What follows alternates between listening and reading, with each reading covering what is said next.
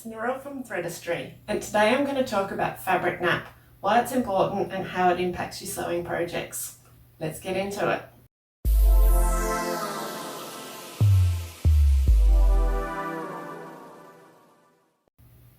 So what is nap? Technically, a fabric with nap has a pile or texture created in the weaving process that is then brushed in one direction.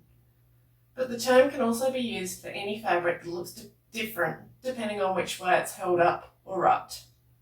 So what type of fabrics have nap? Examples of fabric with nap are velvet, velour, velveteen, corduroy, minky, fleece, flannel, and suede. Satin and other shiny but smooth fabrics can also have nap, where their colour appears slightly differently depending on which way you hold it up. So why is nap important in sewing? Because the colour or texture of a napped fabric can look different depending on which way you hold it, you need to make sure all of your pattern pieces are cut in the same direction. Otherwise it can look like you used two similar but different fabrics.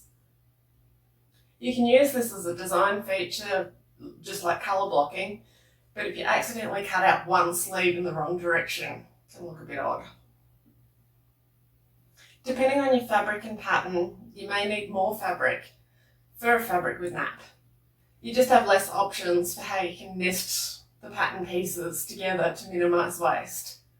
Traditional paper patterns often list the fabric requirements both with and without nap.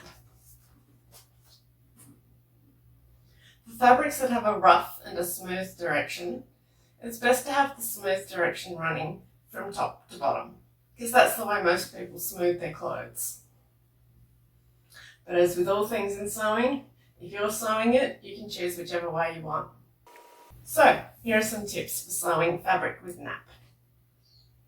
Generally speaking, sewing fabric with nap is no different to sewing any other material. But it can be trickier lining up your fabric pieces, as the fabric will tend to slide in one direction and then grip in the other, so making small adjustments can be a bit of a struggle. I find the easiest thing is to lay one piece down on a table and then carefully lay the next piece on top, and then use lots of pins to make sure it doesn't slide around between the table and the sewing machine. If you find your fabric is not feeding evenly in the sewing machine, try sewing with the nap, that is in the smooth direction, or use a walking foot. How to press fabric with nap. A lot of pressing can crush the nap and create shiny spots, so it's best to press as little as possible and use gentle pressure with an up and down motion rather than gliding the iron. Putting a towel underneath your fabric can also help prevent crushing the nap.